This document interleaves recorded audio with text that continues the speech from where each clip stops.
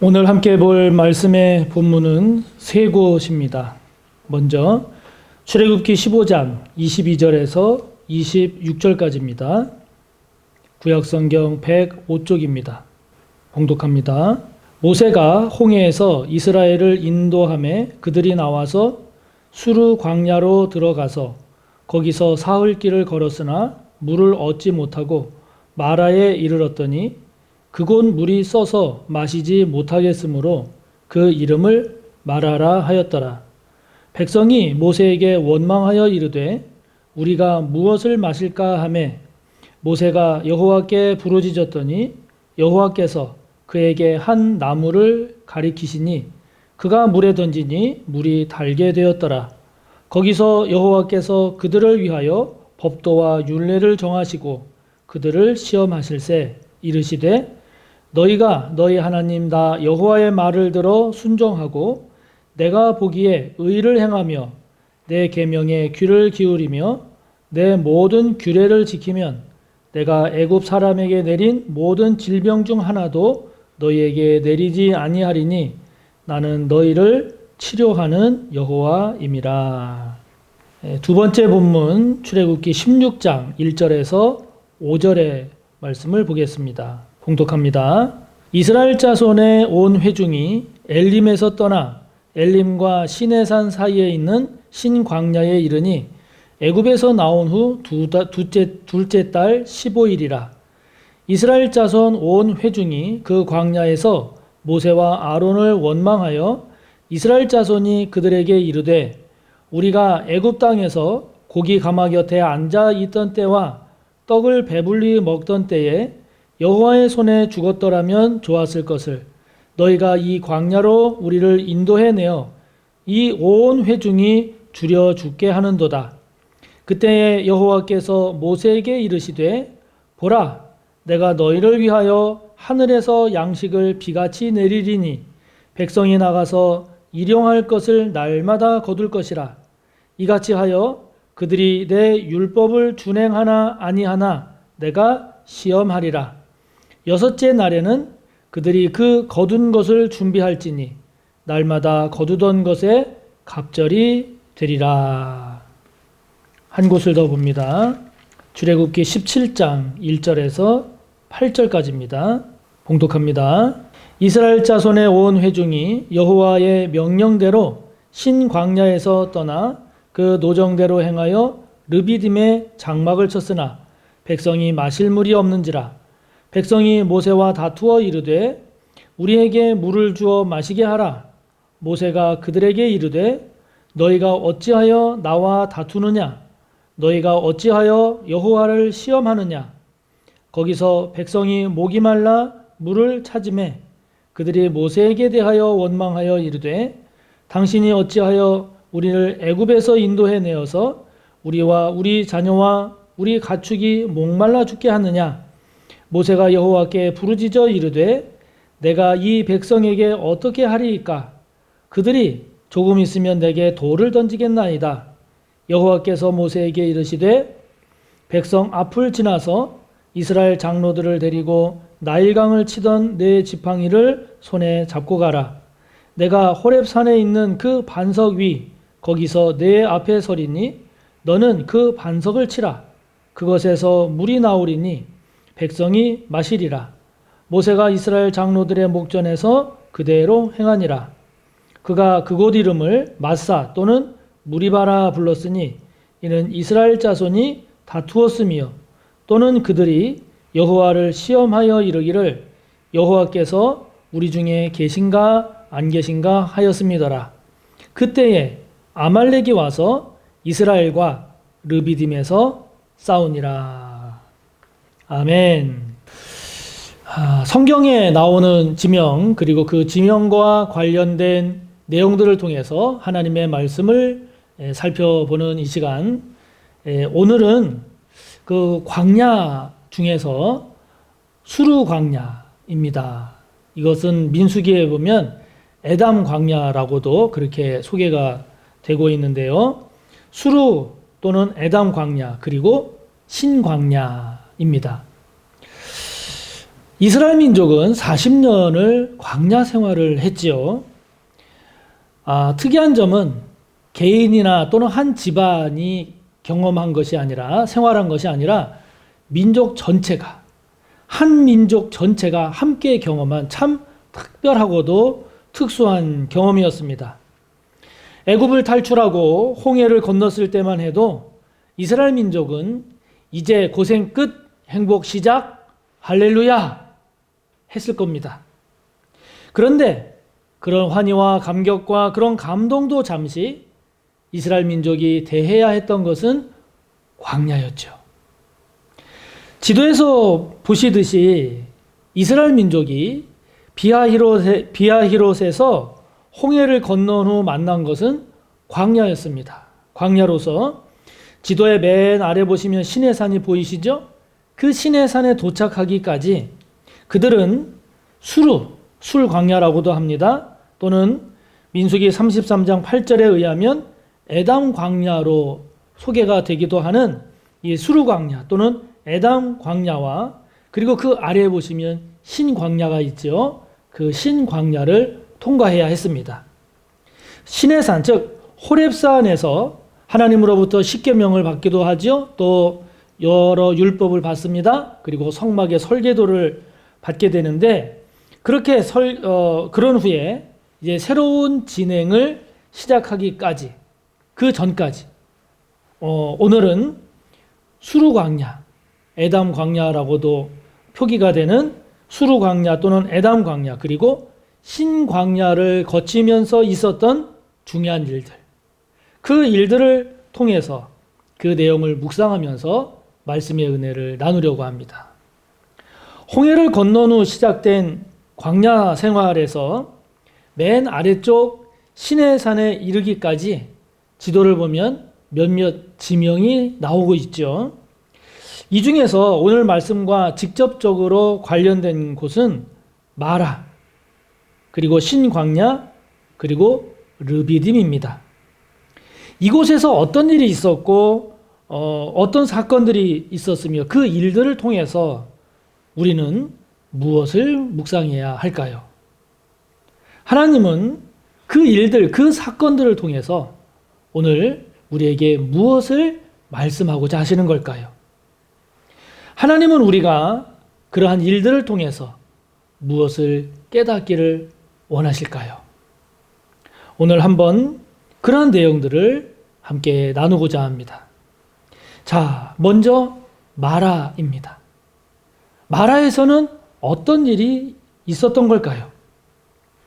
오늘 15장 22절 23절을 보니까 이 마라라고 하는 것은 이스라엘 민족이 홍해를 건넌 후에 수르 광야 또는 에담 광야라고도 하는 이 광야에서 사흘길을 걸어갔을 때에 도착한 곳입니다. 여러분 한번 생각해 보세요. 그 뜨거운 태양볕 아래에서 사흘길을 걷는 동안 물을 얻지 못했으니 얼마나 갈증이 심하고 그리고 목마름이 심했겠습니까? 이곳저곳에서 물을 달라고 아우성입니다. 물을 마시고 싶다는 탄식이 들려왔을 것입니다. 그런데 그렇게 사흘길을 도착한 곳에 물이 있었습니다. 여러분 그때 얼마나 기뻐했겠습니까? 얼마나 환호하고 좋아했겠습니까? 그런데 이게 웬일입니까? 그 물을 먹으려고 하니까 써서 도저히 먹을 수가 없었던 겁니다. 여러분 이때의 좌절, 이때의 낙심, 이때의 절망 얼마나 컸을까요? 갈증이 심해서 그 갈증을 참는 것도 힘든 일이지만 갈등이 심할 때 물을 앞에 두고도 마시지 못하는 그런 상황이 된다면 여러분 그들을 어떻게 참을 수 있을까요? 얼마나 힘들겠습니까? 그 고통과 괴로움이 어떠했겠습니까? 마침내 백성들의 원망이 터져 나옵니다. 도대체 무엇을 마시라는 것이냐? 백성들의 원망이 터져 나옵니다. 모세도 할 말이 없지요. 할 말이 없습니다. 할 수 있는 것이라고는 25절에 나오는 것처럼 하나님께 부르짖는 것뿐입니다. 기도하는 것뿐입니다. 모세의 부르짖음에 하나님이 응답하십니다. 하나님께서 모세에게 한 그루 나무를 보게 하십니다. 그 한 그루의 나무를 본 깨달은 모세가 그 나무의 가지를 꺾어서 물에 던집니다. 그랬더니 그 쓴 물이 변해서 마실 수 있는 물이 되었습니다. 백성들은 애굽을 탈출할 때, 그리고 홍해를 건널 때 경험했던 그 놀라운 하나님의 역사, 그것을 보면서 지금 다시 쓴 물이 단물로 변화되어지는 이 역사를 보면서 이들은 다시 한번 하나님께 할렐루야를 외치고 감사합니다라고 하나님을 찬양했을 겁니다. 하나님은 이 일을 통해서 다시 한번 이스라엘 백성들, 이스라엘 자손들에게 하나님에 대한 믿음을 새롭게 하시면서 하나님 말씀에 순종하며 살 것을 말씀하시죠. 그러면서 26절에 나오는 말씀처럼 하나님은 당신을 치료하시는 여호와 라파, 치료하시는 여호와임을 말씀하십니다. 그렇습니다, 여러분. 우리 하나님은요, 치료하시는 하나님이십니다. 할렐루야. 치료하시는 하나님이에요. 마실 수 없이 쓴 물. 그래서 이 마라라고 하는 이 말이 쓴 것이라는 말입니다. 쓰다, 그리고 괴롭다, 근심하다라고 하는 마르에서 유래된 마라, 쓴 것이라는 말입니다. 이렇게 쓴 물을, 마실 수 없는 쓴 물을 마실 수 있는 물로 변화시키시는 하나님. 하나님은 이 사건을 통해서 하나님은 고치시고 변화시키시고 치유하시는 그런 하나님이심을 우리에게 보여주시는 거죠. 그만한 능력이 있으심을, 그만한 지혜가 있으심을, 그만한 사랑이 있으심을 우리에게 보여주십니다. 사랑하는 성도 여러분, 하나님의 이런 능력을 믿으시나요?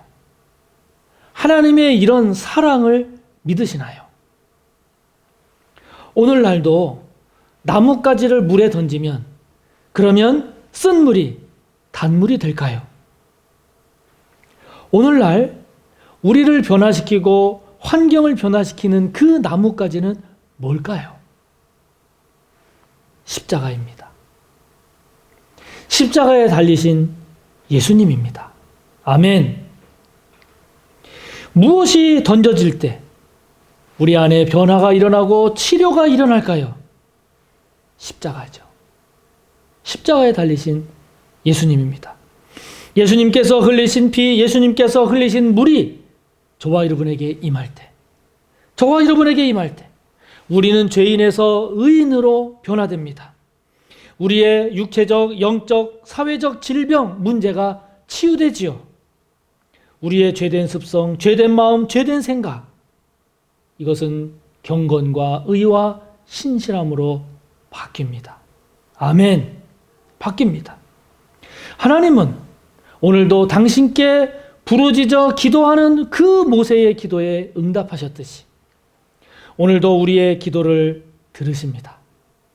하나님은 오늘도 모세에게 한 나무를 보여주시듯이 저와 여러분에게 십자가를 보여주십니다. 십자가에 달리신 예수님을 보여주십니다.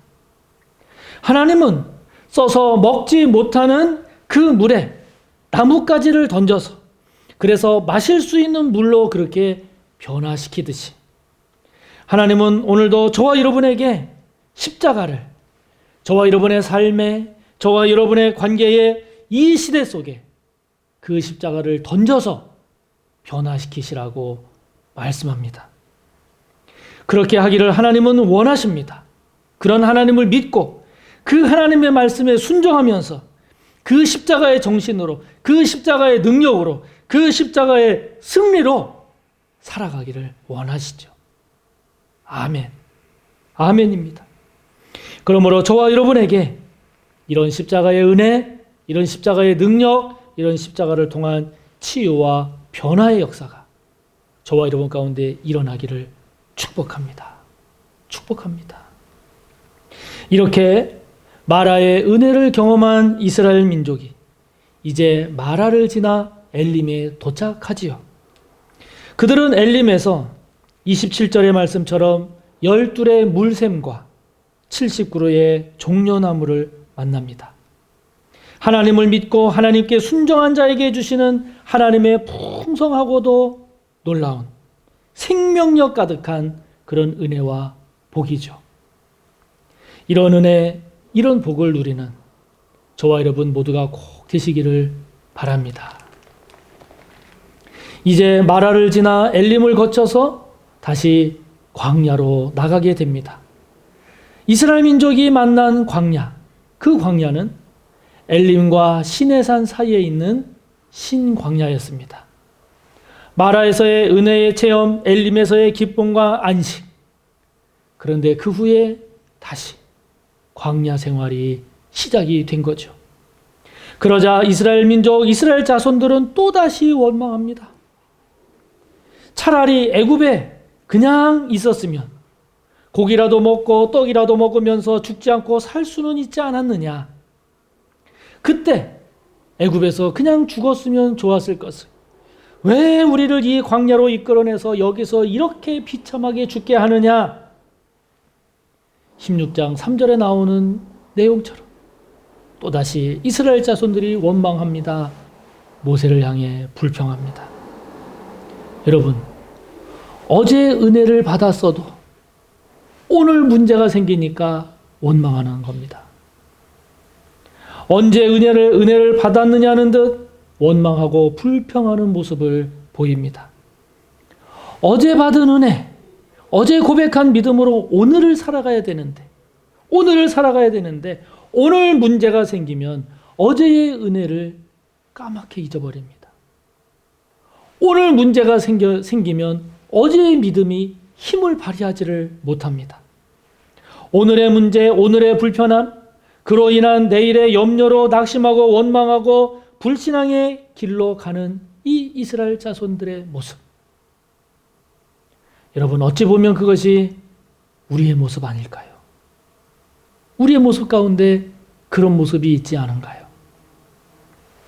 이런 상황에서 하나님께서 보여주신 모습이 무엇입니까? 하나님께서 하늘에서 만나를 내려주십니다. 하나님께서 메추라기를 보내주십니다. 아침에 눈을 떠서 밖을 나가 보니까 주변에 작고 둥글고 서리 같은 것들이 있는데 처음 보는 거예요. 사람들이 말합니다. 이것이 무엇이냐? 16장 15절에 나오죠. 히브리어로 만후입니다. 이것이 무엇이냐? 만후. 여기에서 생긴 말이 만나입니다. 저녁이 되니까 메추라기가 와서 땅을 덮습니다. 이스라엘 자손들은 그것을 잡아다가 고기로 먹지요. 자, 여러분, 아침에는 만나, 저녁에는 메추라기. 그야말로 공급하시는 하나님입니다. 공급하시는 하나님입니다. 이러한 하나님의 만나와 메추라기의 공급은요, 이스라엘 자손들이 살아가는 그 40년 광야 생활 동안 계속되었습니다. 여호수아 5장 12절을 보면 이스라엘 자손이 가나안에 들어가서 첫 번째 수확을 할 때에 비로소 그쳤다라고 했습니다. 하나님은 만나를 주실 때, 메추라기를 주실 때 어느 하루에 왕창 이렇게 주지 않으셨습니다. 매일매일에 필요한 양만큼 매일매일 주셨습니다. 그래서 누군가 욕심을 내서 하루치 이상을 거두려는 사람, 그렇게 거두게 되면 하루치를 넘어간 그 양에 대해서는 벌레가 생기거나 냄새가 나서 먹지 못하게 하셨습니다. 자, 여러분, 이러한 하나님의 모습은 우리에게 무엇을 말씀하고 있을까요? 매일매일의 하나님의 은혜를 덧입고 살으라는 겁니다. 어느 한때 뜨겁게 믿었다가 시험 들거나 낙심해서 긴 시간 주저앉는 그런 신앙이 되지 말라는 겁니다. 매일매일 하나님을 만나고 매일매일 하나님의 은혜를 경험하고 오늘 하루도 하나님을 의지하지 않으면 살 수 없음을 고백하고 깨달아서 그러한 믿음과 그러한 신앙으로 살아가라 하는 것이죠. 어느 목사님이 11조를 왜 해야 합니까? 라고 하는 질문을 받고 그 질문에 대해서 물질을 주신 하나님께 대한 감사의 표시가 11조이기도 하지만 동시에 10분의 1을 하나님께 드려도 나머지로도 충분히 살 수 있습니다 라고 하는 것을 고백하면서 그 삶을 경험하기 위함입니다 라고 이야기를 하시던데 전적으로 공감합니다. 전적으로 공감합니다. 여러분, 공급하시는 하나님을 믿으시나요? 공급하시는 하나님을 신뢰하면서 그 하나님께 감사하면서 사는 자를 하나님께서 책임지신다라고 하는 것을 믿으시나요? 믿으시기 바랍니다. 공급하시는 하나님을 믿지 못하고 내 생각, 내 계산으로 살기에 급급하지는 않습니까? 여러분, 그 어렵고 그 불가능해 보이는 그 광야에서도 40년을 굶주리지도 않게 하시고 몸의 옷이 낡아지지도 않게 하시고 발의 신도 헤어지지도 않게 하시는 그 하나님. 그 하나님의 은혜를 오늘도 믿고 오늘도 고백하고 오늘도 확신하며 나아가는 저와 여러분이 꼭 되시기를 축복하는 것입니다. 이렇게 만나와 메추라기를 공급하시는 하나님의 은혜를 경험하면서 나아가는 이스라엘 민족이요. 새로운 위기를 만납니다. 새로운 위기를 만납니다. 그것은 르비딤에서 아말렉 족속과 전쟁을 하게 된 겁니다. 17장 8절에 나오죠. 전쟁을 하게 된 겁니다. 그런데 사실 이스라엘 민족이 아말렉과 싸워서 이긴다는 것은 불가능합니다. 불가능한 일입니다. 왜냐하면 이스라엘 민족은 지금 애굽에서 도망쳐 나온 노예들입니다. 노예들이 모여있는 군중에 불과합니다. 군인들이 아닙니다. 군사훈련도 받지 못했습니다. 무기 또한 변변한 게 없었습니다. 반면에 아말렉은 그 가나안에 거주하던 족속입니다. 그들은 무기도 가졌을 것이고 체계적인 훈련으로 잘 조직화도 이루었을 겁니다. 그런 아말렉과 싸워서 이긴다? 이거는 가능성이 없는 싸움입니다. 그런데 여러분, 어떻게 됐습니까? 이스라엘이 이겼습니다. 이스라엘이 이겼습니다. 여러분, 이게 가능한 일인가요? 이게 가능한 일입니까? 하나님께서 이렇게 해라 저렇게 해라 말씀하신 내용이 소개되어 있지 않습니다. 어떻게 이긴 것일까요? 오늘 말씀을 보면 그것은 기도의 힘입니다. 그것은 동역의 힘입니다. 하나님의 은혜입니다. 할렐루야! 모세는 여호수아로 하여금 사람들을 택해서 나가서 아말렉과 싸우라고 이야기합니다. 그리고 자신은 아론과 훌과 함께 산 꼭대기에 올라가서 손을 들고 기도합니다. 그래서 모세가 손을 들면, 즉 기도하면 이스라엘이 이기고, 모세가 손을 내리면, 즉 기도가 멈추면 아말렉이 이깁니다. 그러자 서서 손을 들고 기도하는 모세가 힘들고 피곤하여 그 손이 내려올까 봐 아론과 훌이 돌을 가져다가 모세 아래에 놓습니다. 모세가 그 위에 앉습니다. 그리고 아론과 훌은 모세의 옆에서 한 손씩 붙들어서 모세의 손이 내려오지 않도록 돕습니다. 여러분, 마침내 아말렉과의 전쟁에서 승리하게 됩니다. 이스라엘의 승리로 끝납니다. 그러자 하나님께서 이렇게 기도로 그리고 아름다운 동력으로 승리한 이 전쟁을 기념하여 책에 기록하라고 말씀합니다. 모세가 이것을 기념해서 제단을 쌓고 그 이름을 여호와 니시, 여호와 깃발, 다시 말하면 여호와가 나의 깃발이시다, 이렇게 이름을 붙입니다. 그만큼 이 전쟁이 의미가 있고 그만큼 전쟁에서 그것이 육적인 전쟁이든 영적인 전쟁이든 전쟁에서 승리하기 위해서는 어떻게 해야 하는지를 잘 보여주는 귀감이 될 만한 사례라는 거죠. 이 전쟁을 통해서 하나님은 우리에게 승리를 주시는 하나님이심을 우리에게 보여주고 계십니다. 그렇습니다. 사랑하는 성도 여러분, 우리 하나님은요, 패배의 하나님이 아니라 승리하시는 하나님입니다. 승리를 주시는 하나님, 승리의 하나님이십니다. 그렇기 때문에 하나님은 저와 여러분 또한 전쟁에서 패배하는 것이 아니라 승리하기를 원하십니다. 승리하기를 원하십니다. 여러분, 믿으십니까? 믿으시기 바랍니다. 어떻게 이길 수 있습니까? 무엇으로 이길 수 있습니까? 오늘 이스라엘 자손이 보여준 것처럼 전쟁은 기도가 없으면 이길 수가 없습니다. 기도해야 합니다. 사람의 숫자, 무기, 경험으로만 전쟁에서 이길 수 있는 게 아닙니다. 다윗이 골리앗을 쓰러뜨릴 때 사무엘상 17장 47절에 그가 고백한 것처럼 전쟁은 여호와께 속한 것이다. 그렇게 외치며 승리한 것처럼 하나님을 향한 믿음과 기도 없이는 결코 승리할 수 없음을, 기도 없이 승리하겠다라고 하는 이러한 어리석은 생각을 갖지 말기를 하나님은 원하시는 거죠.